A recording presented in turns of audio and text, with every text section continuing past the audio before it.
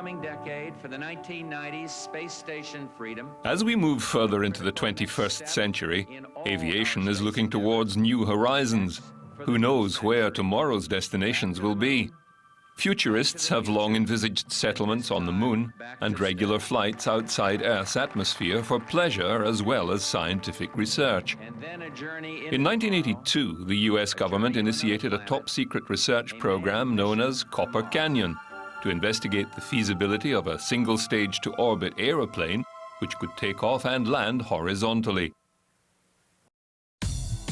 The program then evolved into what President Ronald Reagan described as a new Orient Express that could, by the end of the next decade, take off from Dulles Airport and accelerate up to 25 times the speed of sound, attaining low Earth orbit or flying to Tokyo within 2 hours.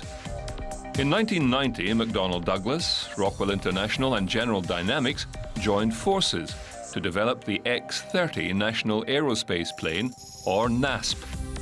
The plan was to use active thermal management to generate higher speeds than the Mach 8 achieved through conventional technology. The jet's hydrogen propellant was circulated through the aircraft's skin before being injected into the engine, heating the vehicle and generating energy through atmospheric drag to increase thrust and push the jet through the Mach 8 thermal barrier. Some scientists even believed that active thermal management could generate speeds of up to Mach 25, using scramjet air-breathing engines rather than rocket propellant. At the time, scramjet technology had never been tested, but it has since gone on to become the leading edge in atmospheric engine development. It is based on the same concept as the ramjet, where air enters the jet engine so fast it does not require turbines and blades to compress the air to a usable pressure. The supersonic combustion ramjet scramjet is seen as a possible low-cost method of reaching low Earth orbit or high-speed intercontinental transportation. Unlike rocket engines that need to carry oxidizer as well as fuel to burn, the scramjet gets its oxygen from the very thin upper atmosphere. Operating at speeds beginning at Mach 5, it can achieve near orbital speeds. Operating at such high altitudes, designers expected the X-plane to be exposed to temperatures exceeding 1,650 degrees Celsius on the leading edges and parts of the engine. The rest of the plane's surface would need to tolerate temperatures of up to 980 degrees Celsius. The project team worked on developing high-temperature, lightweight materials such as alloys of titanium and aluminium called alpha titanium aluminide, advanced carbon and carbon composites, and titanium metal matrix composite with silicon carbide fibers. Although the project progressed well and achieved some technological breakthroughs, it faced significant constraints. Among them was the Department of Defense specification that the aircraft carry a crew of 2 as well as a payload. Achieving the level of safety required for a man-rated vehicle proved too difficult, and the project was cancelled in 1993. However, the dream of space passenger travel refused to die. For every one that says you couldn't pay me enough to go, there are 10 that are out there that say, I'll give you everything I've got, just let me go on the rocket. And the other thing they want to know is, well, when is NASA going to put a bunch of seats in the back of the space shuttle, big windows back in the cargo bay, and when are you going to start carrying passengers? And I always have to answer them, well, I'm afraid we are probably never going to do that. Space enthusiasts were still speculating about the ultimate trip, a ride on a suborbital flight booked through your local travel agency. US company Space Adventures dreamed of developing a spacecraft capable of carrying passengers to astronaut altitude. As the 1990s progressed, non-government players like Space Adventures moved into the space research market with the philosophy that the best way to expand mankind's reach into space was through commercialization and, above all, tourism. With tens of thousands of space enthusiasts around the world, entrepreneurs bet that paying customers would be the backbone of future expansion into space. This became the basis of the XPRIZE competition. Modeled on the aviation prizes of a century ago, The XPRIZE set a challenge to anyone who could meet certain criteria. The prize was open to any non-government group or industry that could launch a piloted vehicle to the edge of space, defined as 100 kilometers in altitude, return safely to Earth, and do it again within 2 weeks. 26 teams from around the world developed wide-ranging technology to take part in the competition. They came from countries such as Canada, Romania, the United Kingdom, and Russia. In September 2004, one of the Romanian teams launched a demonstrator 2B rocket from a launch pad at a military base near the Black Sea. The rocket was powered by hydrogen peroxide fuel. This is a completely non-government project. The financing is exclusively from private sources and through the financial efforts of the members of the team. First of all, we are motivated to continue with this project because we want to represent Romania in the XPRIZE competition, and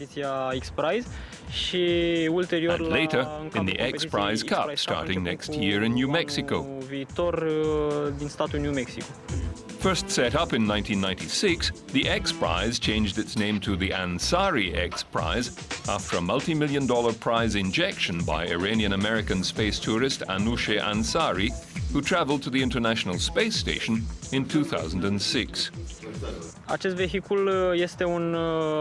This vehicle is a prototype called the Demonstrator 2B. It's a prototype for a vehicle named Horizon, whose construction has started already. A vehicle capable of fulfilling all the requirements of the XPRIZE competition. We hope that this vehicle will get its first flight at the beginning of next year. The Demonstrator 2B made a successful flight and entered the competition. But like the other competitors, it was eventually eclipsed by the brainchild of an American visionary. An Oregon-born aerospace engineer, Bert Rutan, learned his craft with the U.S. Air Force.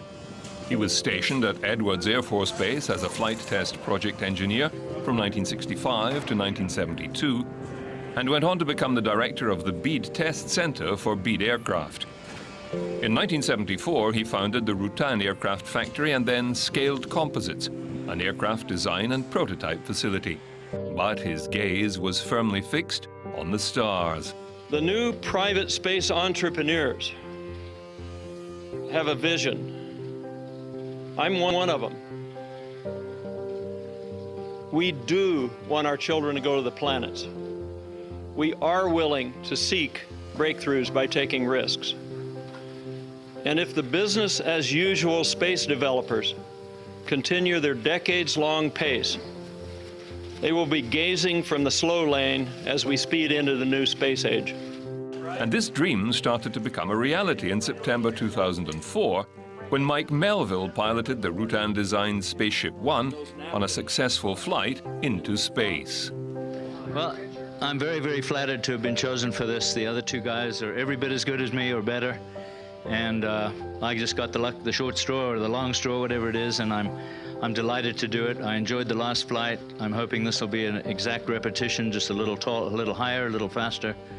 And I'm looking forward to it very, very much.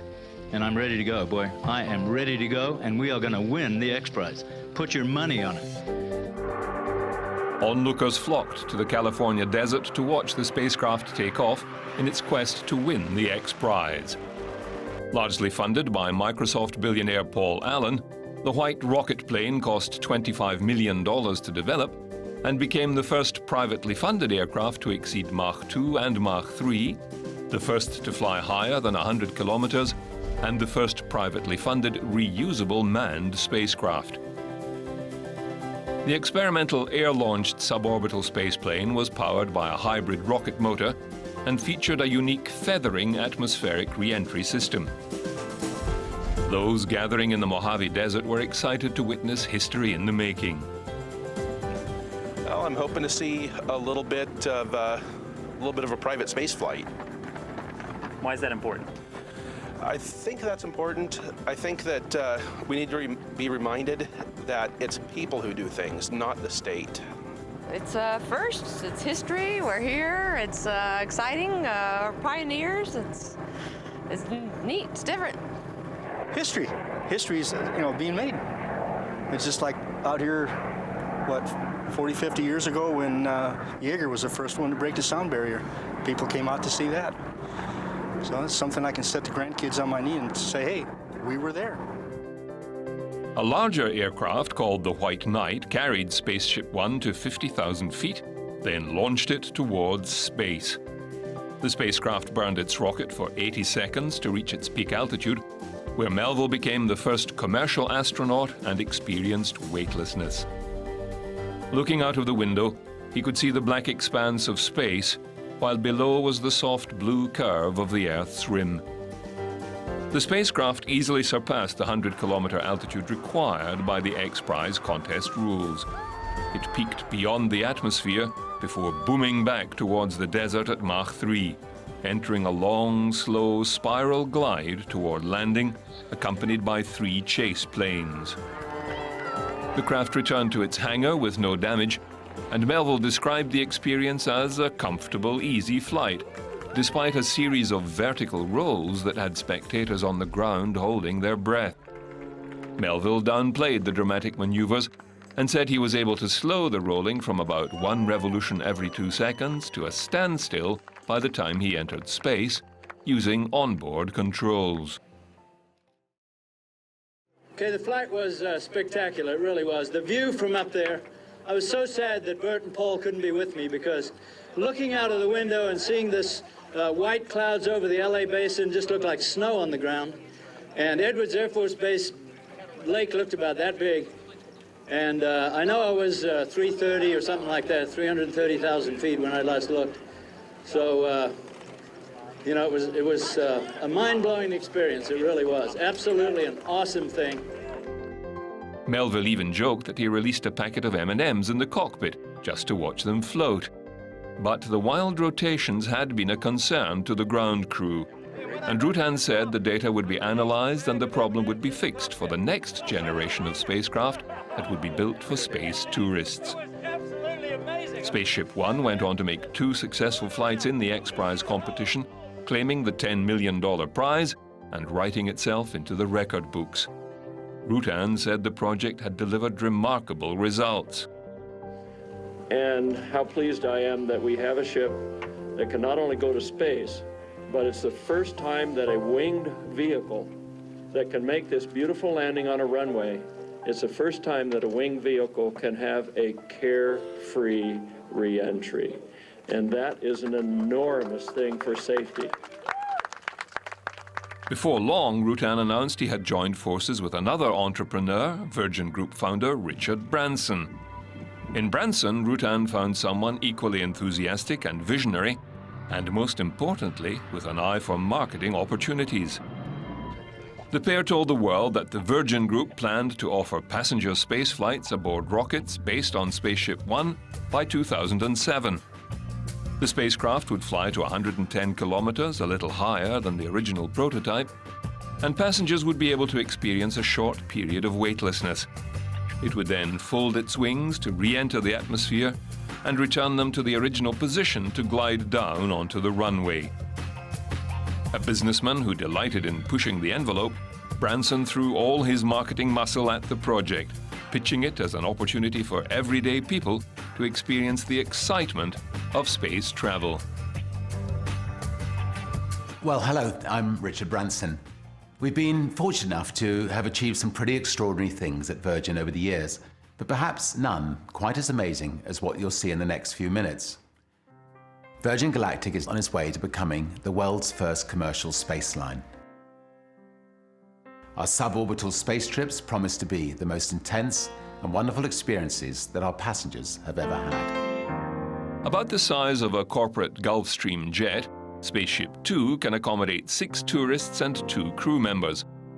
Branson's Virgin Group is financing the project's $100 million first phase, and Branson expects test flights to begin in December 2009. After about 100 test flights, the first commercial flight is scheduled to leave Earth in 2011. Virgin Galactic plans to fly the first passengers for $200,000 apiece, with the first leaving from California's Mojave Desert and later flights from a proposed spaceport in New Mexico. Speaking at the annual International Space Development Conference in Los Angeles about his dream for space travel beyond just suborbital flight, Rutan said he wants to go further than the edge of the Earth. My goal, and everybody, you know, when you get as old as I am and have all this gray hair and you get 60, you tend to think of, well, what I'm going to do with the rest of my life. What would I like to see happen? What would I like to see occur? And I've got something pretty ambitious, and that is I do want to go to the moon in my lifetime. And I want to see affordable travel to the moon in my lifetime. Virgin Galactic is also looking at possible future spaceports in the United Arab Emirates, Australia, Scotland, or Sweden. The maiden flight will carry Branson and Rutan, among others. According to Virgin Galactic President Will Whitehorn, some important input on the design of SpaceShipTwo has come from the soon-to-be space tourists themselves. More than 50,000 people have shown interest in becoming space tourists, and Virgin Galactic says it will be flying people within the next 3 years. Bert Rutan's prototype, SpaceShipOne, worked. So that hurdle was crossed. That was one of the big hurdles. Designing SpaceShipTwo has been relatively easy. We've had a lot of input from potential customers, so we've been able to design on the basis of what people want. And the most important thing that people want is to have a lot of space so they can move around weightless in the cabin and experience not only seeing the Earth, seeing the biosphere, the curvature, the atmosphere, seeing space, but also move around. And Rutan has a message for those who have called his vision crazy. Usually the wacky people have the breakthroughs. The smart people don't. So far, Virgin Galactic has collected $31 million in deposits from people determined to secure a spot on the first 100 flights. The company expects the $200,000 cost to gradually come down over the years, opening the experience to a far wider range of people. But getting SpaceShipTwo into the air has not been all smooth sailing. In July 2007, 3 people were killed and 3 seriously injured when an explosion occurred at Mojave Airport during a fuel flow test, sending shrapnel flying through the air. The test involved filling the oxidizer tank with 4,500 kilograms of nitrous oxide, followed by a 15-second cold flow injector test. But the company has continued to move the project forward, albeit a few years behind schedule, certain that even with the risks involved, the magic of space travel will guarantee full flights.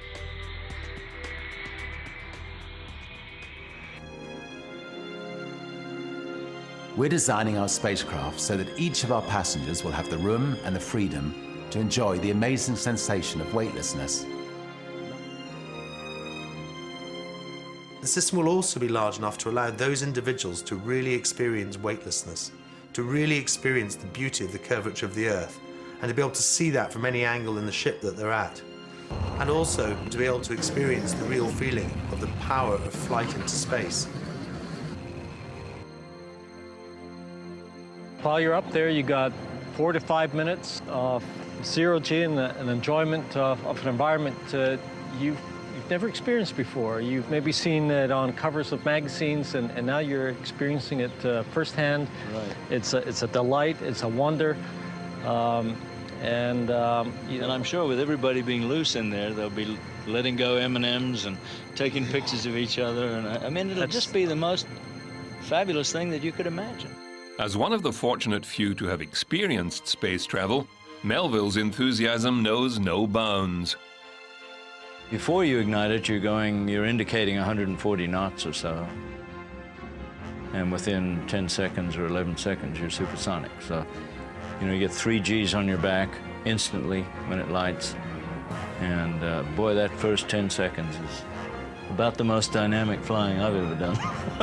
This wave of energy flows through the vehicle, and it's eye-watering. It is eye-watering. When you look out the window and you see the curvature of the Earth, and you can see the edge, along the edge of the Earth, you can see this thin blue line that is the atmosphere, and the colors and the textures on the ground, and it's a mind-blowing thing to see. It really is. I mean, I'm sure everybody who's been in the shuttle or on the space station knows the same thing, but I'd never seen that before, and it really was a remarkable experience. Rutan says the ship's advanced technology reduces the risk of accidents. SpaceShipOne has a unique feathering configuration. It can come into the atmosphere at any angle and it'll straighten itself out without the pilot having to fly that or without a computer having to do it. And this is the first horizontal landing, runway landing spacecraft that's ever had this feature, so we're immune to accidents caused by flight control failure during re-entry. We found a motor to power the Spaceship 2 working with Bert Rutan, which is much more environmentally benign than a solid fuel rocket motor launching from the ground as the shuttle does. The enormous amount of power that it takes to get a rocket launched from the ground doesn't apply to this system. We're actually going up in an aircraft with very state-of-the-art jet engines. Maybe one day those jet engines will be able to be fueled by renewable jet aviation fuel. But the rocket burn, which is what most people are concerned about in any sort of space access, is very short, and most of it is out of the atmosphere. At a recent event, the fortunate few who have been guaranteed a seat on one of the first 100 flights gathered to view the progress so far. Some reject the label space tourist, seeing themselves as space pioneers or travelers. By the time the first astronauts have taken their seats in Spaceship 2, our aim will be to have them fully relaxed and fully trained after a program of 3 intensive days at the spaceport in New Mexico. Most of all, they will feel through this experience that they really have been up there where only 450 people have been over the last 45 years. Branson says the first flight will be a family affair. I'll be going to space. What's more, my parents and children will be coming with me.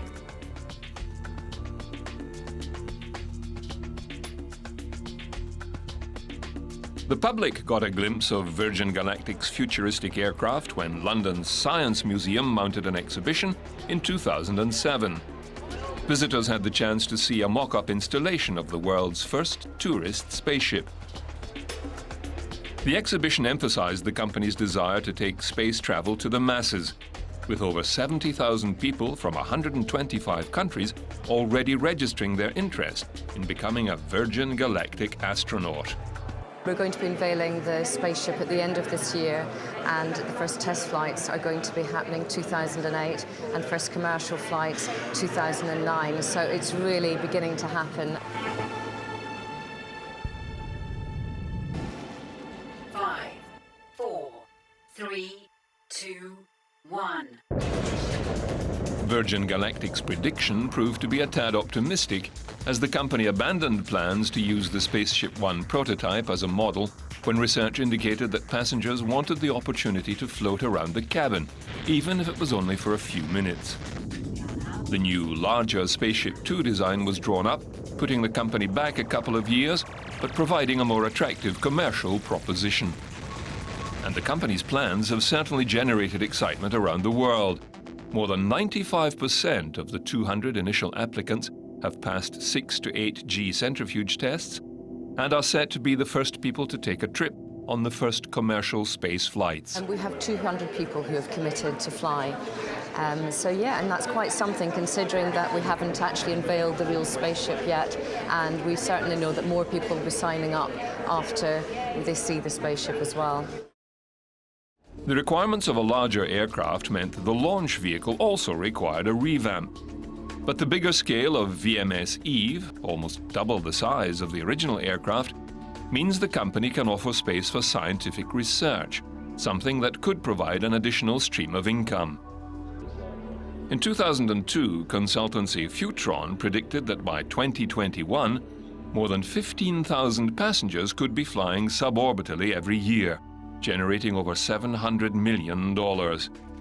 Virgin Galactic is confident that the company is on track to achieve these numbers, reporting an after-tax profit of £136,400 in its latest accounts.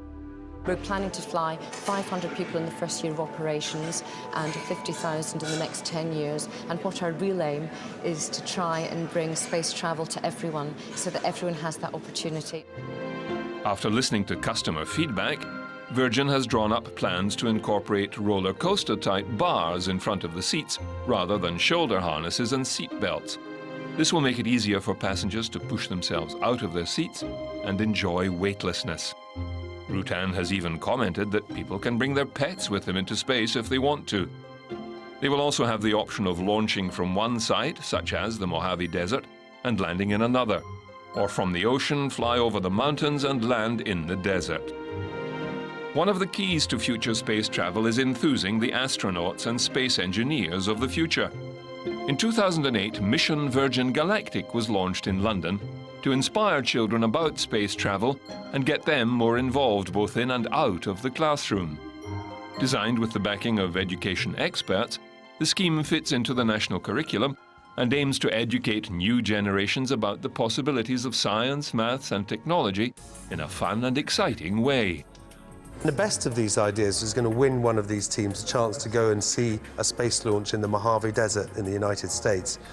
And long term, although we can't promise this at the moment, should the test flying program succeed, which we believe it will over the next couple of years, eventually some of these teams, when they're older, we're going to keep their names and they're going to be able to re-enter, we hope, to get the chance to actually fly to space in the future.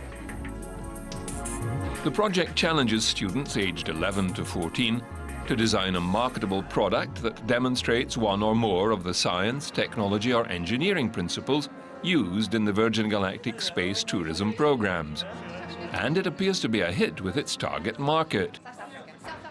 It's the final frontier space, isn't it? It's very interesting. You want to always know what's going to be out there, and I often sat there wondering what's going to happen next and things like that, so this Virgin Galactic is going to be a change for it all.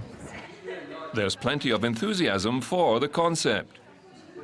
I think it's the beginning of something. It's like, I'd say it's like VCRs. You know, they started out really expensive, and the people who really wanted to make this happen will pay the money to do it, and then it'll come down in price to make it accessible to everybody.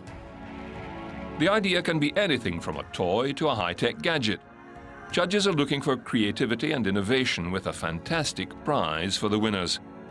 The competition is now underway in British schools, with plans to extend it across the rest of the world in coming years. Mission Virgin Galactic hopes the birth of a new era in space travel will help young people in British schools realize the exciting realities that are achieved through expertise in science and technology. But despite the intense interest generated by Virgin's project, the global financial crisis put a dent in the company's plans. In July 2009, Branson was forced to sell about a third of his space travel startup to Abar Investments, a Middle Eastern investment fund. And I've met people from, I would say, all walks of life, men, women, college professors, older people, younger people. Everybody is ready to pay for a ticket to have a chance to go into space. That by itself, I think, is quite exciting. The partnership gave the venture an influx of cash at a time when the global recession had dried up funding sources. Abar Investments paid $280 million for the 32% share of the company. The agreement gives the wealthy Persian Gulf Sheikhdom of Abu Dhabi the chance to set up its own spaceflight industry, with Abar planning to build spaceport facilities. The company also committed $100 million to fund a small satellite launch capability. Branson said he wasn't concerned about bringing another partner on board, seeing it as an opportunity to take a slice of an even bigger market. I never actually think about the investments I do. I think about creating things that I can be proud of, and I think generally if you can create something you can be proud of, it's likely to be successful. And you know, I think there are so many, millions and millions of people who'd love the chance to going into space, and it needed private enterprise to make that possible. But it's not just space tourists who have the opportunity to experience the joys of zero gravity. Scientists in France are being invited to join a flight offered by the country's space agency that reproduces the same weightlessness as in space in order for them to conduct important research experiments. An Airbus A300 has been converted into a flying laboratory, offering European space scientists ideal conditions in which to carry out research in zero-gravity conditions. I would tell to a scientist who needs microgravity for research, either he can wait a bit more to go in space by flying first on this Airbus, or if they don't need to go in space for their research because 22 seconds is enough 30 to 40 times in a given flight, then you come to the zero-G Airbus and they can produce science and publish in good magazines without the need to go in space. Students from across Europe and from prestigious universities gathered in Bordeaux to prepare and install their experiments on the zero-G Airbus. Like an elevator, a spacecraft in orbit keeps falling, but over the horizon, following the Earth's curvature. The zero-gravity flights take off and ascend at a sharp 45-degree angle, reaching a certain altitude, and then free-falling over an arc in the Earth's curvature. Novespace, a unit of France's CNES space agency and the 17-nation European Space Agency, claims to be leading the field in scientific deployment with the converted Airbus A300 jetliner. To achieve a point of weightlessness, French test pilots fly the Airbus along a series of parabolic arcs in an air corridor over the Atlantic, resembling an 8,000-foot-high roller coaster. Passengers feel twice their normal weight during the steep 45-degree climb, but experience 22 seconds of weightlessness, floating as the plane flies along the crest of the arc when the engine power is sharply reduced. Dieter Volkmann studies how gravity changes impact the growth of plants. The latest experiments show that gravity-changing conditions generate strong and rapid responses in plants' roots, with changes in oxygen consumption and even changes in the plant's genes. This, in the long run, could allow the growing of plants in the International Space Station and the cultivation of plants on other planets.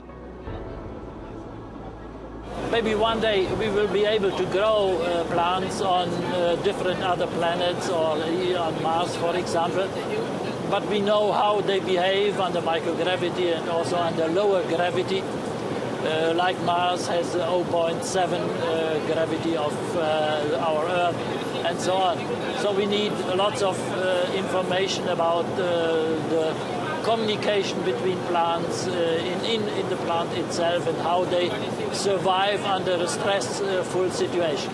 Brief doses of weightlessness without going into space have been available for decades on specially converted airliners such as NASA's Vomit Comet, which trained a generation of American astronauts and was used to film Apollo 13. Over in England, British scientists worked on developing a solar-powered plane that could become a cheap alternative to space satellites. Plans were drawn up to take Zephyr 3 to the edge of space by a balloon. If successful, scientists hope the technology could significantly lower the cost of collecting image and surveillance data from space. The thing we're really looking for is that if it's, we can keep it up high and we can keep it powered through the sun and then recharge batteries to keep it in the air at night. And we can keep the aircraft up there nearly continually, certainly for long durations. That means the costs and the risks of launching and landing and operating aircraft at lower altitudes where the civil air traffic is flying are mitigated. A recent British exhibition also focused on the issue of aviation and the environment, asking visitors to consider the growing impact flying has on the planet. The impact is, it's not a lot at the moment compared to things like road travel. What's important is that the impact is growing rapidly, really quite considerably. Passenger numbers are set to double in the next 20 years, so clearly something has to be done, and it's certainly something the aviation industry and scientists and engineers all around the country and around the world are working on very hard to try and reduce this impact. And there's lots of technologies that we showcase in the exhibition that you can come and see, different plane designs, new materials, new fuels that will help to reduce the impact of climate change. But obviously this technology can only go so far, and that's where you have to consider that for individuals, your flying habits can make up a large percentage of your personal carbon footprint, so maybe it's something, we're not asking people to give up flying, I think that's unrealistic, but maybe to think about what you do and how often you fly. The exhibition invited visitors to calculate their carbon footprint, according to how often they travel by air and how far. It also offered some examples of technological solutions in the pipeline enabling planes of the future to have less impact on the environment. One aircraft design was based on blending the wings and engines with the fuselage to reduce friction and increase fuel efficiency. The body was made from lightweight composites like plastic, which can be polished to a mirror finish. Another design showed the return of propellers allied to jet engines, popular before pure jet engines. These new propeller blades were strong despite being made from lightweight composites. They contra-rotate to reduce noise. Carbon emissions from conventional jet engine exhausts can be sucked up and eliminated by a filter collar designed to be retrofitted to existing engines. But don't expect to see this technology tomorrow. There's a long step change in how long it takes to introduce new aircraft, so things being designed now in labs across the country we won't be seeing for 6-7 years, and that's technology we have now. But in terms of longer lead times, in maybe 20 years' time, we could be seeing really quite different plane shapes, and actually very different from the ones we see today. There's a model here of something called a blended wing body aircraft, which is a lot more aerodynamic, and that's something we could be seeing by maybe 2030. With environmental awareness growing throughout the world, the aviation business is being forced to take stock of its practices and consider greener alternatives. With air travel contributing to between 3 and 3.5% of all carbon emissions, there is debate over whether higher taxes to offset the emissions or better designed aircraft that produce less emissions are the answer. Some argue that higher taxes would lock lower income travelers out of the aviation market, restricting it to elite or business travelers. Others say that airlines should be an integral part of any emission trading scheme set up by the world's governments. Green technology is also appearing at airports around the world. Heathrow has unveiled a personal rapid transit system, or PRT, that will replace buses between Heathrow's business car park and its new 5th passenger terminal. Testing is underway before 18 four-seater driverless pods begin carrying passengers over a 3.5-kilometre steel and concrete elevated track when services start. The $50 million project is the first commercial PRT system in the world and will transform the way passengers travel around the world's busiest international airport. The designers, Advanced Transport Systems, say the vehicles are typically 50% more energy efficient than traditional buses. We no longer can solve the problems that we have at Heathrow. It's very congested, it's a very small area, in traditional ways anymore. For instance, putting more buses on the roads just means the roads get even more congested and passenger travel times are reduced. So we have to look at different ways of solving problems, and this was one of them. The pods are guided along the track by laser sensors which are embedded in the vehicle. They are powered by batteries which are recharged as necessary when the vehicles are stationary.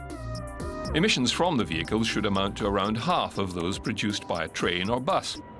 And unlike public transport, passengers will not have to share the space with strangers or wait while the vehicle makes other stops. Boarding passengers use a touch screen to choose their destination, either Terminal 5 or one of its 2 car parks, and the vehicle will take them straight there.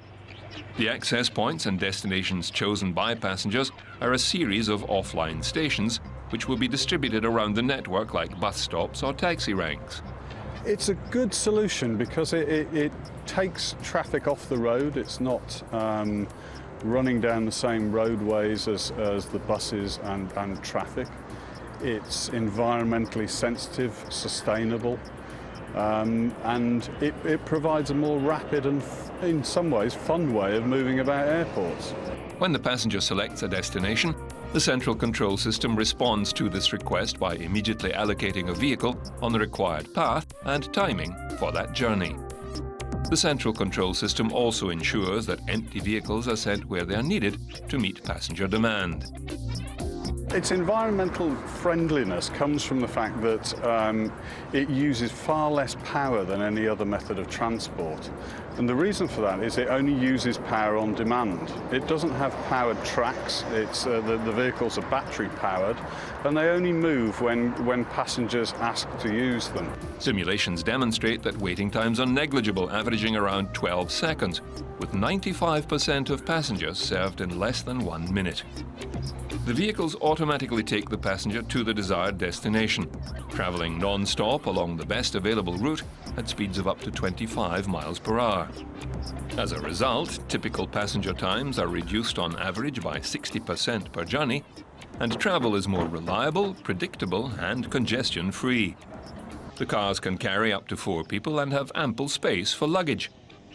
The system will be monitored for a year, and if it is considered a success, the network will be increased to take in the whole airport and some of the local area.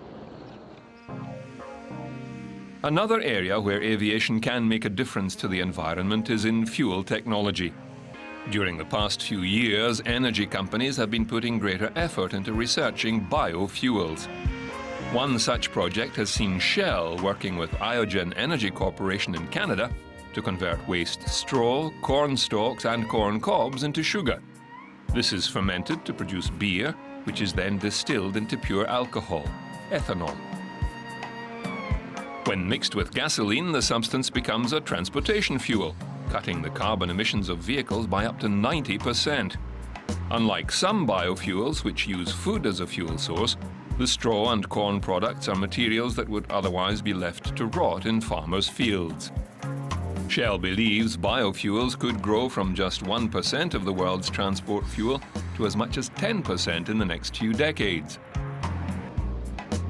The aviation industry is keeping a close eye on developments in the auto industry, and in 2008, Branson's Virgin Group successfully flew a Virgin Atlantic Jumbo from London to Amsterdam using fuel derived from Brazilian babusu nuts and coconuts. The following year, it was the turn of the Japanese to showcase biofuels in aviation. Japan Airlines became the first Asian carrier to fly using a biofuel made from 50% kerosene and a mix of mostly camelina, jatropha and algae. Camelina, a second-generation feedstock also known as false flax, has a high oil content and can grow in rotation with wheat and cereal crops in moderate climates in the US, Northern Europe and Central Asia. Tom Todaro, CEO of Sustainable Oils, the Seattle-based camelina provider for the JAL test, says the biofuel is renewable and by itself produces no harmful carbon dioxide emissions. The primary goal of this is to show sustainability, energy independence by region, and a carbon offset that allows people to feel comfortable that when they're flying through the air, they're not heating up the earth. Aircraft manufacturer Boeing and engine maker Pratt & Whitney are also part of the development and fuel testing process, which seeks to confirm operational performance and commercial potential. Boeing says it expects biofuel to be used on commercial flights within 3 to 5 years. The JAL demo flight featured a single engine using biofuel, with performance tests including quick accelerations and decelerations, shutdowns and restarting, while 3 other engines used traditional jet fuel. Key to further industry use will be securing additional camelina acreage, with expectations that up to 200 million gallons of eco-friendly fuel will be available by 2014. A ground-based pre-flight test was conducted the day before the flight to ensure that the number 3 engine functioned normally using the biofuel traditional Jet A fuel blend. Engine operating normally, completely normally. So we do not have any doubt to use biofuel for future. The airline industry was rocked by soaring energy prices in 2008. Underlining the need for price-competitive alternatives that are environmentally friendly. Prices have come down significantly since records hit last July, and Sustainable Oils Todaro says the cost advantages are clear if oil rises to $70 a barrel again. Little water or nitrogen is needed to grow camelina, and it can be grown in poorer soils than most food crops, making it an ideal fuel source. The drop-in camelina biofuel blended with jet fuel by Honeywell's UOP using hydroprocessing technology can be used in all aircraft engines. But UOP's Renewable Energy and Chemicals General Manager Jennifer Holmgren says no carrier will go green if it doesn't make financial sense. The reality is that nobody's really going to pay more just because this is green. So the only way for this to be really sustainable on an economic basis is to be cost competitive with jet fuel produced from petroleum. And with tests indicating that biofuels can be more efficient petrofuels in flight, it seems likely that green will be the most cost-effective way forward for the aviation industry, as well as the most sustainable. Well, that brings us to the end of the amazing world of aircraft. And a century of aviation has certainly shown the world some amazing feats. The first decade of flight brought us the genius of two brothers from Midwestern America who engineered the world's first powered flight and flew themselves into the history books. The Wright brothers paved the way for pioneers such as Louis Blériot and Harriet Quimby, who took to the skies in astonishingly flimsy contraptions. Next came the reckless barnstormers and the record breakers. Forged by the fires of World War I, these daring men, and a few women, brought aviation to the masses and opened up the world. From Charles Lindbergh to Amelia Earhart, they captured the headlines and found international fame. The aircraft of the era saw designers pushing the boundaries of aeronautical technology, experimenting with radical designs and concepts. The Bonnie Gull was an example of a less successful experiment, sadly taking its maker to his doom. While the aeroplanes of Anthony Fokker became classics of their time, spurring on the development of airlines. Airships experienced glory days between the wars, their majestic shapes gliding across the world. But the Hindenburg disaster marked the end of their era, and aeroplanes won the race to provide airline transport. The early days of airline travel were for a fortunate few as costs were high, but they were also fraught with danger. Tragic accidents an all too common occurrence. With landing grounds in short supply, amphibious aircraft increased in popularity. Polar adventurers such as Richard Bert tested the boundaries of the world, flying seaplanes into some of the planet's most inhospitable places. And airlines commissioned giant flying boats to deliver luxury travel in the style of cruise ships. The Second World War marked another turning point for aircraft design, with Briton Frank Whittle and German Hans von Ohain independently developing jet aircraft. Whittle's success put Britain at the forefront of the industry, and the age of the jet airliner was upon the world. The development of large airliners brought air travel to the masses, and saw intense rivalry between British companies like Avro and de Havilland and their American counterparts, McDonnell Douglas and Boeing. The world began to shrink as the great airlines of the world set up highways in the sky, linking the furthermost parts of the globe. From British flagship BOAC to Australia's Qantas and the great Pan American, airlines established themselves as icons in their own right. The famous people who arrived at airports around the world enhanced the glamour associated with flying. And with ticket prices continuing to fall, even not so famous people could leave behind their humdrum lives and fly direct to some of the most famous places on the planet.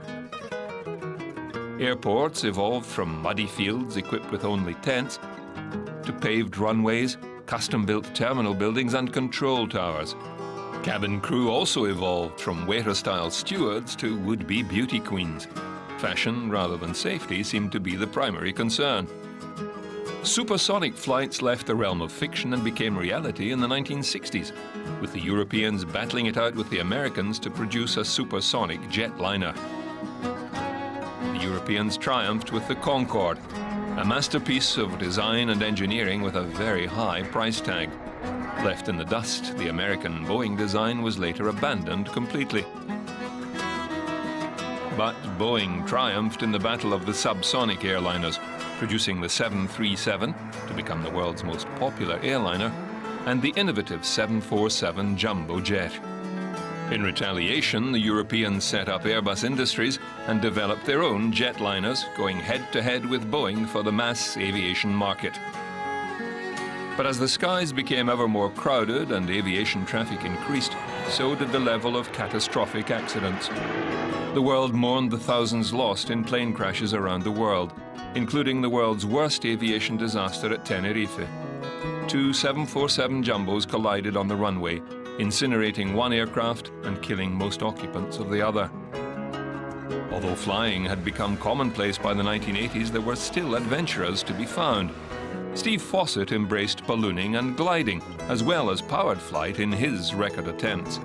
Richard Branson used his exploits to market his airline, Virgin Atlantic.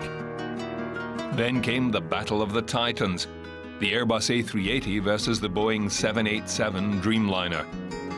Despite a glitzy launch and plenty of publicity, the Boeing design failed to make the grade in the expected time frame, leaving the A380 the undisputed winner. So that's it for the amazing world of aircraft. Next time you're cruising 30,000 feet above the ground, spare a thought for the men and women who made aviation possible, the dreamers and risk-takers who refused to be constrained by convention, and launched the world on the adventure of flight.